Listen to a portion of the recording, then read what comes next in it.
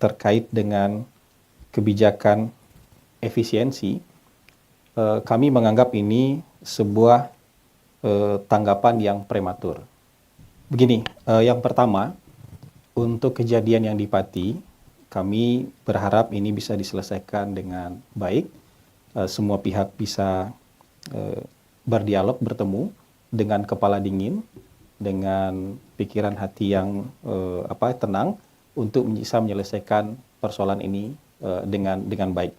Karena kalau misalnya ketertiban umum terganggu, tentu kepentingan masyarakat secara umum juga nanti akan terganggu.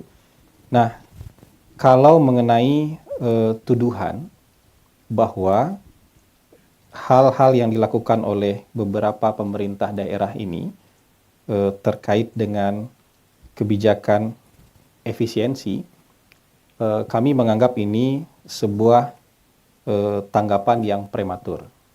Ya, teman-teman, efisiensi di awal tahun 2025 itu tidak hanya untuk satu kabupaten kota, tidak hanya untuk 2 kabupaten kota, tapi untuk 500-an kabupaten kota. Ya kan? Untuk 500-an kabupaten kota, untuk seluruh kementerian dan lembaga yang ada di pemerintah pusat. Jadi kalau ada kejadian spesifik, satu kejadian seperti yang terjadi di Pati, ini adalah murni dinamika lokal. Ya, kalau kita bicara ini adalah efek kejadian, efek dari kebijakan pemerintah pusat, maka kita harus bicara dalam konteks 500-an kabupaten kota. Ya, dan ini perlu untuk ditekankan.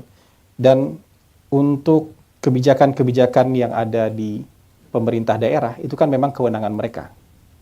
Ya, untuk PBB P2 itu, ini kan PBB P2.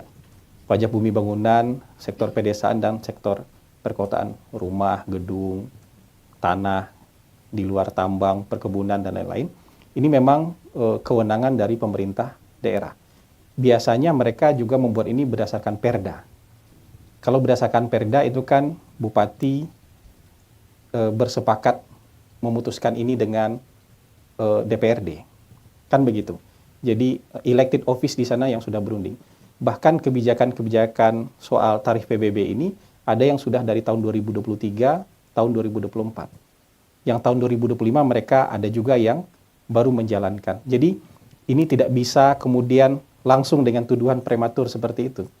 Ya, makanya itu yang saya bilang bahwa kebijakan ini kebijakan daerah, dan kalau ada kejadian seperti di Pati itu murni dinamika lokal, dan kalau itu dituduhkan sebagai efek dari kebijakan pemerintah pusat, maka kita harus bicara dalam konteks 500-an kabupaten kota.